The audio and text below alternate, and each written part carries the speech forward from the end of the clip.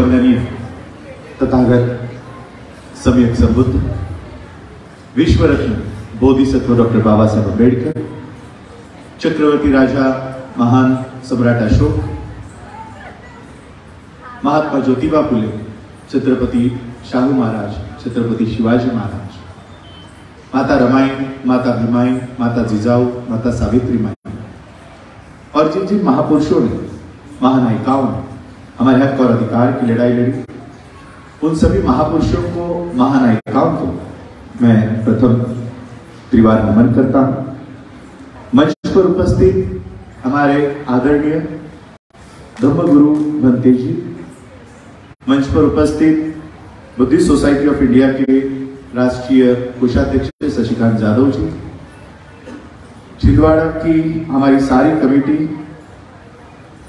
Buddhist society of India के इस कार्यक्रम को सफल बनाने के लिए जिन जिन ऑर्गेनाइजेशंस ने साथ दिया, सहयोग किया, उन सब ऑर्गेनाइजेशंस के पदाधिकारीगण, कांति जी अध्यक्ष है बौद्ध कल्याण समिति, सिद्धार्थ चौरे जी SC/ST कर्मचारी संगठन, प्रशांत सुखदेवी जी समाज सेवी, सभी मंच पर उपस्थित और यहाँ पर उपस्थित सभी मेरे भाइयों को, बहनों को और माताओं को राजरत्न अम्बेडकर का जय भीम।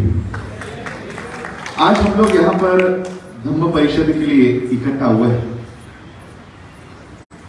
इस धम्म परिषद में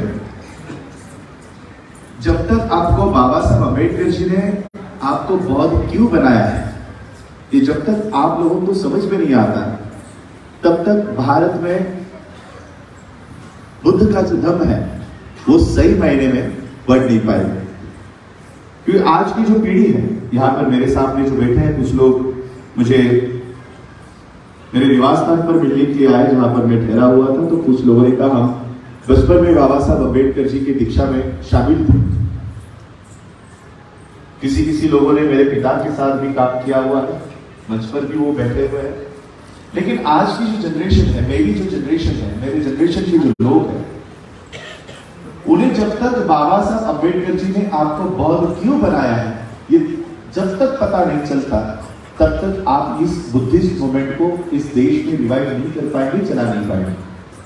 तो इसलिए इस धम्म परिषद में मैं आपको बाबा साहब के उन पहलुओं को समझाना चाहूंगा जिस माध्यम से बाबा साहब हमको इस धम्म में लेकर आए। बाबा साहब अम्बेडकर जी का 1924 का एक संगठन है जिसका नाम है बहिष्कृत हितकारिणी सभा।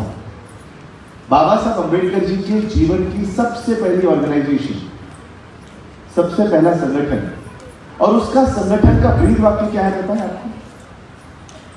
ये ब्रीद वाक्य आज भी हमारे सारे पैम्पलेट्स के ऊपर लिखे हुए होते हैं। क्या है पता है आपको? इंग्लिश में बाबा साहब अम्बेडकर जी ने उनके जीवन का भी और इस संस्था का भी ये ब्रीद वाक्य बाबा साहब देकर दे रहे हैं। इंग्लिश में बाबा साहब लिखते हैं to educate, to agitate and to organise. इसको आप आपकी प्रादेशिक भाषा में कैसे बोलते हो?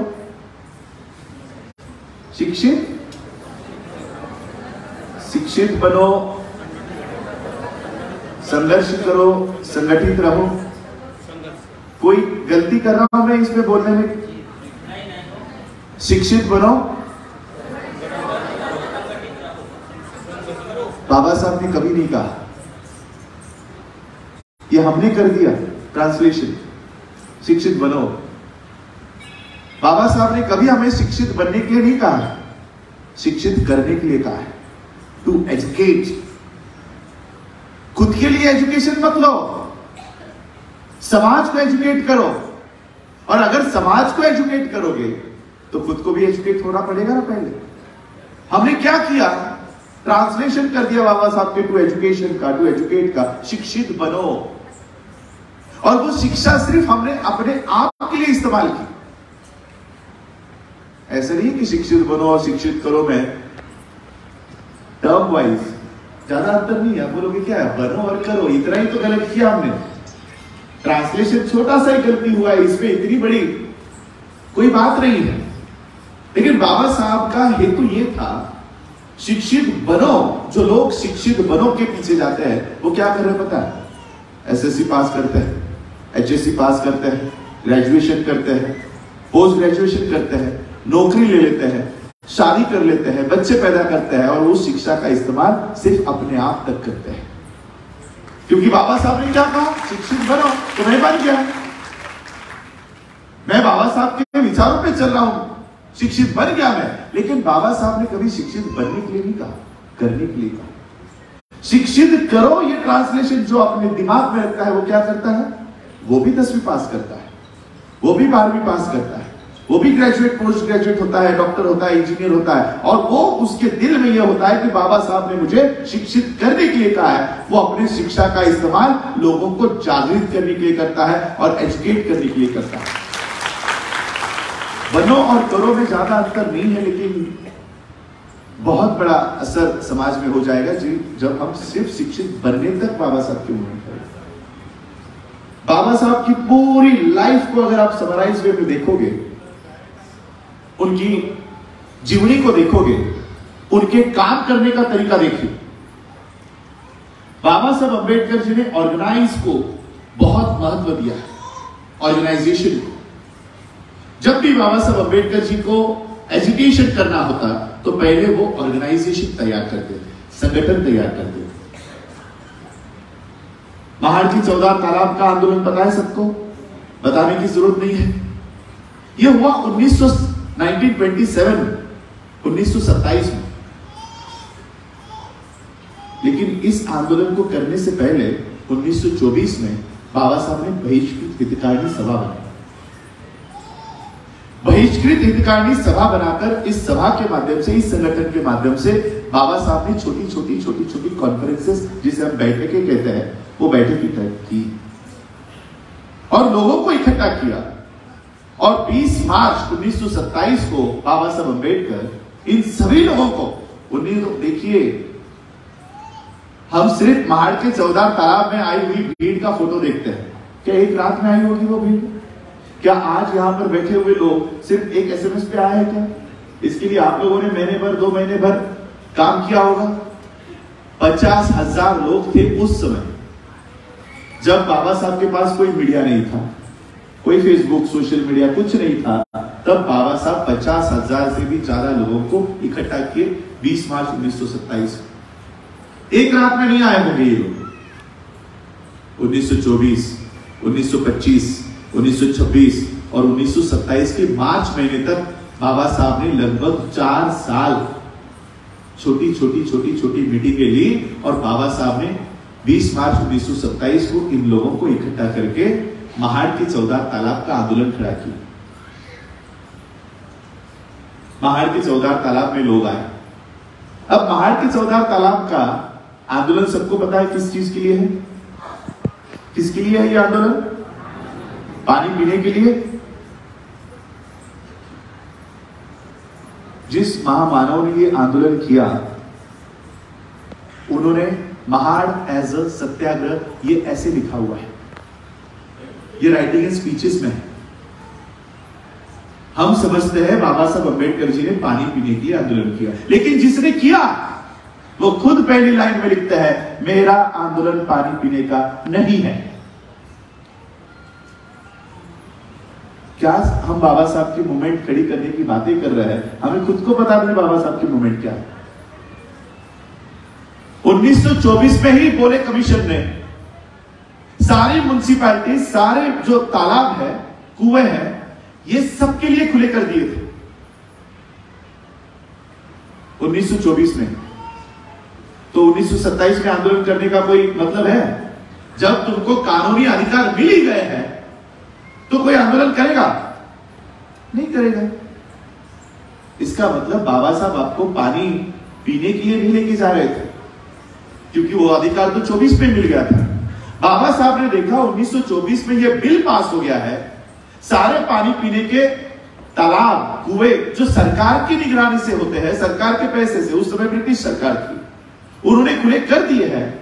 तब भी हमारे लोग पानी पीने से डर रहे हैं, कानून बनने के बाद भी।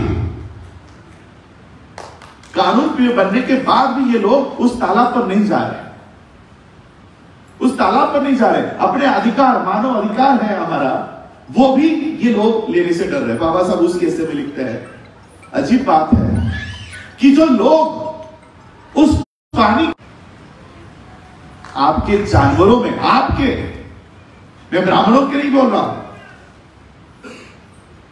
उस समय जिन्हें अछूत का करार कर दिया गया था, उन अछूतों का कुत्ता, उन अछूतों के भेड़ बकरियां उस तालाब से पानी पी रही थी, लेकिन वो लोग पानी नहीं पी रहे थे। उन जानवरों में डर नहीं था, वो डर इंसानों में था। बाबा साहब ने इन लोगों में 4 साल बैठक की, अपने अधिकार समझाए, और इसका परिणाम यह हुआ 20 मार्च 1927 को लगभग 50,000 से भी ज्यादा लोग उस महाड़ के चौदार तालाब पर इकट्ठा हुए। और जैसे ही बाबा साहब ने अपनी मुट्ठी में, अपने क्या कहते हो आप लोग इसको, हथेली में वो पानी उठाया, देखते देखते सभी लोगों ने बाबा साहब का अनुकरण किया और सभी लोगों ने वो पानी पीना शुरू किया। बाबा साहब आपको पहाड़ पर लेकर जाने के लिए, वो आपको पानी पीने के लिए नहीं लेकर गए थे। बाबा साहब अंबेडकर, इनका आंदोलन पानी पीने का आंदोलन नहीं था, बल्कि मरे हुए समाज को जिंदा करने का आंदोलन बाबा साहब अंबेडकर जी का। और उस समय बाबा साहब ने यह घोषणा की कि जागृति का अग्नि हमेशा कायम रखो। जो जागृति आज तुम्हारे में पैदा हुई है कि हम भी इंसान हैं, ये जागृति हमेशा कायम रखो, इस जागृति को बुझने नहीं देना। बाबा साहब अंबेडकर जी ने 1924 से लगातार ये काम किया। मैं बाबा साहब के संगठन को समझाना चाहता हूं। बुद्धिस्ट सोसाइटी ऑफ इंडिया समझना चाहते हो ना, क्या संस्था बनाकर गए हैं बाबा साहब। ये तब तक नहीं समझोगे जब तक बाबा साहब के उस पूरी की पूरी लाइन ऑफ एक्शन को नहीं समझोगे। बहिष्कृत हितकारिणी सभा, इंग्लिश नाम है ये नाम मराठी, हिंदी, रीजनल लैंग्वेज में है। इसके बाद बाबा साहब की उसी समय ये पहाड़ के चौदार तालाब का आंदोलन डिसिप्लिन वे में चले गए, और इसलिए उन्होंने वहीं पर समता सैनिक दल का भी गठन किया। जो यहां पर आज लोग बैठे हुए समता सैनिक दल के लोग, बाबा साहब के जीवन की ये सिर्फ 2 ही ऐसी संस्था है जिसका नाम हिंदी में या प्रादेशिक भाषा में है। इसके बाद बाबा साहब ने कभी भी प्रादेशिक भाषा का उपयोग अपने संगठन के नाम के लिए नहीं किया। क्यों नहीं किया? बाबा साहब ने जब बहिष्कृत हितकारिणी सभा बनाई, उस समय ब्रिटिशरों का राज था। जब ब्रिटिशरों को पता ही नहीं चलेगा कि बहिष्कृत का मतलब क्या होता है, क्या वो आपके पीछे खड़े होंगे? उनको क्या मतलब बहिष्कृत क्या होता है, हितकारिणी का मतलब क्या होता है, सभा क्या होता है। इसी आंदोलन का सेकंड फेज जब शुरू हुआ 25 दिसंबर 1927 को, और जब बाबा साहब अंबेडकर अपने घर से निकल रहे थे, माता रमाई की भी एक में भी है, मेरे पिता ने ये याद बताई थी, क्योंकि हम माता रमाई को बहुत कमजोर और लाचार प्रेजेंट करते हैं। फटी हुई साड़ियां पहन रही है, खाने को खाना नहीं है, टीवी से मर गई, बहुत कमजोर प्रेजेंट करते हैं माता रमाई को। लेकिन जब बाबा साहब अंबेडकर अपने महाड़ के चौदार तालाब के आंदोलन के लिए निकल रहे थे, तब बहुत सारी धमकियां बाबा साहब को आ रही थी। तुमको जान से मार देंगे, तुम्हारा काम आंदोलन होने नहीं देंगे, बहुत सारी धमकियां बाबा साहब को आ रही थी। जब बाबा साहब महाड़ के चौदार तालाब के इस कार्यक्रम के लिए निकल रहे थे, आंदोलन के लिए निकल रहे थे, माता रमाई को पता चला कि मेरे पति को बहुत सारी जान से मारने की धमकियां आ रही है। माता रमाई ने क्या किया पता है? आप लोग यहाँ पर महिला बैठी हो, हमारे मराठी में कहते कि बदल खोजतो ना अपन बस, वो अपना पल्लू कमर पे बांध के बाबा साहब के आगे आकर खड़ी हो गई। बताओ तुमको कौन धमकी देता, मैं उसको अभी यहां पर काटती। अरे ये पावरफुल रमाई अपने बच्चों को बताना, ये रमाई लोगों के सामने लेके आना। रोने वाली, गिड़गिड़ाने वाली नहीं। जब बाबा साहब लंदन में अपनी पढ़ाई कर रहे थे, माता रमाई अपना पहला बच्चा, गंगाधर नाम है उसका, वो बीमार था। माता रमाई ने तार की बाबा साहब के नाम से कि बाबा साहब हमारा बेटा बहुत बीमार है, उसके दवाई के लिए मेरे पास पैसे नहीं है, अगर आपके पास कुछ पैसे है तो मुझे भेजिए। वहां पर लंदन में बाबा साहब कैसे रह रहे थे आपको पता है। एक ब्रेड का टुकड़ा 2-2, 3-3 दिन तक खा के पानी में डुबोकर बाबा साहब वहां पर अपना गुजारा कर रहे थे। मैं जाके आया उस घर में, वहां से पैदल वो ग्रेज हिल में जाया करते थे, वहीं से पैदल वो लंदन स्कूल ऑफ इकोनॉमिक्स में जाते थे और वहीं से पैदल वो अपने घर पे आते थे। एक दिन में लगभग 16 से 17 किलोमीटर बाबा साहब पैदल चलते थे, पैदल, क्योंकि पैसे नहीं थे। ऐसे हालात में पहला बच्चा बीमार है, उसके उपचार के लिए माता रमाई, उनकी बीवी, उनसे पैसे मांग रही है और उनके पास पैसे नहीं।